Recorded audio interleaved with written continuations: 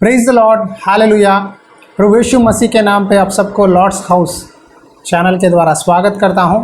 कल सुबह आपने संदेश में सुना है कि यीशु मसीह यरूशलेम में एक गदही के बच्चे पर आए। कल का दिन पाम संडे था और आज यीशु मसीह बेतनिया में से निकल रहे थे। उनको भूख लगी, तब यीशु मसीह के आंखों के सामने एक अंजीर का पेड़ दिखा और प्रभु उस अंजीर के पेड़ के पास गए। अंजीर का पेड़ के पत्ते हरियाली थे। प्रभु ने सोचा उसमें कुछ फल है, लेकिन निकट जाकर देखने से उसमें कोई फल नहीं था। प्रभु ने उस पर श्राप दिया, अब से लेकर कोई भी तेरा फल नहीं खाएगा। इसका अर्थ है कि आज कई मसीही लोग ऊपर दिखावा के लिए तो कहते हैं हम विश्वासी है, प्रार्थना करते हैं, चर्च जाते हैं, लेकिन उनमें फल नहीं है। कई लोगों के जीवन में एक अटेंडेंस की तरह चर्च जाते हैं, लोगों से मिलते हैं, जुड़ते हैं, लेकिन उनके अंदर प्यार, संयम, विश्वास, समाधान, आत्माओं का फल नहीं है। इसीलिए वो जो भी करते हैं एक रीति रिवाज की तरह, एक नामधारी विश्वासी की तरह रहते हैं। उनके जीवन में कोई बदलाव नहीं रहता, अन्य लोगों के समान बिहेव करते हैं। उसके बाद प्रभु यीशु यरूशलेम मंदिर में गए, तब उन्होंने देखा कि बहुत से लोग व्यापार कर रहे हैं, कबूतरों को बेच रहे हैं, पैसों को एक्सचेंज कर रहे हैं। आज के दिनों में आप जानते हैं बहुत सारे पैसों को एक्सचेंज करने के लिए, एक करेंसी को दूसरे करेंसी में बदलाने के लिए बहुत सारे एजेंसीज है। उसी तरह उस समय में यरूशलेम में जो भी आता था, यहूदी हो, अन्य जाति का हो, परमेश्वर के भवन में पैसों को बदलाने के लिए उस समय मंदिर के बाहर बैठकर कुछ लोग व्यापार कर रहे थे। उसी तरह बलि चढ़ाने के लिए कबूतरों को, जानवरों को बेच रहे थे। ये सब देखकर प्रभु यीशु मसीह को दुख हुआ और प्रभु को गुस्सा आया। वहाँ से उन सारे चीज़ों को उलट फेर दिया और प्रभु ने एक बात कहा। आइए उस वचन को पढ़ेंगे। मरकुस रचित सुसमाचार अध्याय 11 वचन 17 में इस तरह लिखा है, और उपदेश करके उनसे कहा, क्या यहाँ नहीं लिखा है कि मेरा घर सब जातियों के लिए प्रार्थना का घर कहलाएगा, पर तुमने इसे डाकुओं की कोहा बना दी है। प्रभु कहते हैं, क्या यह नहीं लिखा है कि मेरा भवन सब जातियों के लिए प्रार्थना का घर कहलाएगा, यानी हाउस ऑफ प्रेयर। जो भी व्यक्ति परमेश्वर के भवन में आएगा, घुटने टेक कर प्रार्थना करेगा, तो परमेश्वर उसकी प्रार्थना सुनेगा। आज मंदिर को जाते हैं बहुत से लोग विश्वासी, अपने पड़ोसी विश्वासी से कहते हैं, तुम क्या काम करते हो, क्या हम दोनों मिलकर कुछ व्यापार करें, कुछ बिजनेस करें। इस तरह सांसारिक बातों को मंदिर में डिस्कस करते हैं।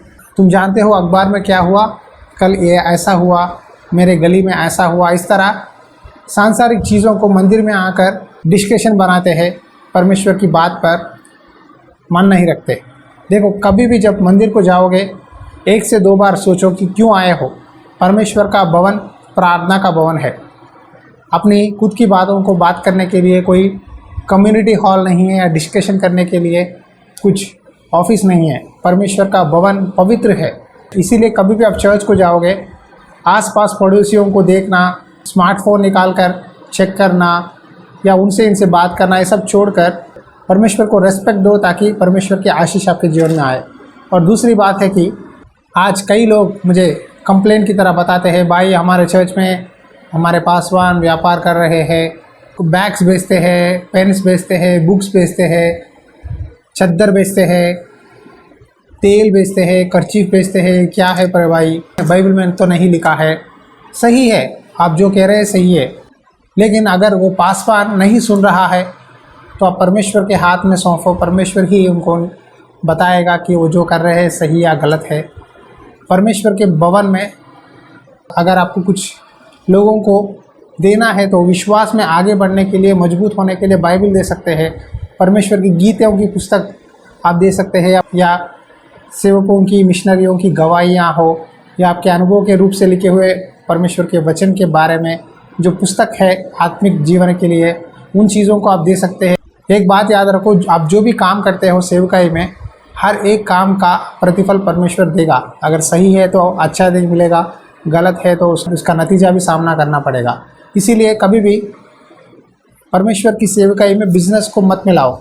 आज बहुत से लोग सेवकाई में आते हैं, सेवकाई शुरुआत करते हैं, उसके बाद थोड़े सालों में जब पॉपुलैरिटी बढ़ती है सेवकाई बिजनेस हो जाता है। सेवकाई बिजनेस नहीं है, सेवकाई संस्था नहीं है, सेवकाई परमेश्वर का है। परमेश्वर ने आपको सेवकाई दिया है, एक मकसद के साथ, एक विज़न के साथ आपको भेजा है ताकि उस विज़न को आप फुलफ़िल करें। सेवकाई इसीलिए किया जाता है ताकि आत्माओं को नरक से बचाए, स्वर्ग को लाए।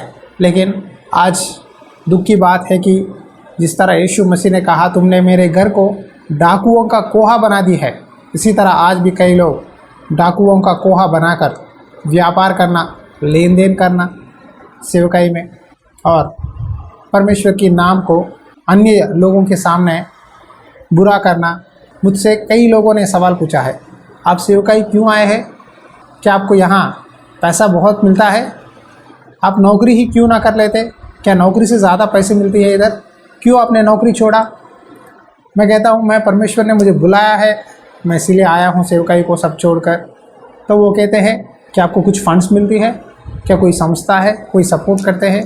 देखो, लोगों के मन में सेवकाई का अर्थ ये है कि पैसे लेना या बिजनेस करना या फंड्स आएंगे, इस तरह उनके मन में एक बुरा विचार आ गया है। इसीलिए प्यारे भाइयों और बहनों, मैं कहता हूँ कभी भी पैसों के चक्कर में सेवकाई मत करो। मैं आज विश्वास से आपके सामने बोल रहा हूँ कि ये सेवकाई चल रही है तो ये परमेश्वर की दया के कारण है। हमारा कोई फंड्स नहीं है, कि किसी के संस्था में नहीं जुड़े हैं। जो परमेश्वर ने दिया है वो विज़न को फुलफ़िल करने के लिए इंडिपेंडेंटली, जो परमेश्वर ने बोला है वचन में, पवित्र आत्मा ने जो भी हमें सिखाया है, उन्हीं बातों को हम प्रकट करना चाहते हैं। इस तरह लोगों की बातों के अनुसार या लोगों के रीति रिवाजों के अनुसार मुझे सेवकाई करना पसंद नहीं है।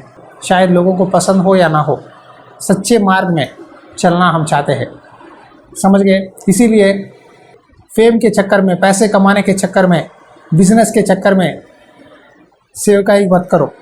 अगर आप ऐसा कर रहे हैं तो परमेश्वर आपसे ही बोल रहे हैं, मेरा भवन प्रार्थना का घर है, डाकुओं का कोहा मत बनाओ। प्यारे भाइयों और बहनों, विश्वास से करो। शायद आपका कलीसिया बहुत छोटी है, झुंड छोटा है, लेकिन परमेश्वर के नज़र में आप बहुत कीमती है। परमेश्वर आपको बहुत ऐसे आशीष देता है। हालेलुया। आंखें बंद करिए, प्रार्थना करेंगे। अनुग्रहकारी दयालु परमेश्वर, प्रार्थना करता हूँ इस समय जितने भाई बहन प्रभु ये वचन सुन रहे हैं उनके जीवन में आशीष दे पिता। तेरा भवन प्रार्थना का घर कहलाने के लिए सहायता कर। जो भी तूने दिया है उसे पूरी तरह से प्रभु तेरे बातों को प्रकट करने के लिए सहायता कर। तेरे वचन के आधीन बनने के लिए, तेरी बात सुनने के लिए आज हम सबको मदद कर। जितने भी सेवक प्रभु तेरी बात नहीं सुनते, अपनी खुद की इच्छाओं के अनुसार अपनी कलीसिया की बढ़ोतरी कर रहे हैं, अपने सोच समझ से व्यापार के साथ, उन सबको बदला सच्चा मन और विवेक देकर सहायता कर। यीशु नाज़री नाम पे विनती करता हूँ पिता, amen. Praise the lord. God bless you. परमेश्वर की आत्मा सदा आपके साथ बनी रहे। आमेन।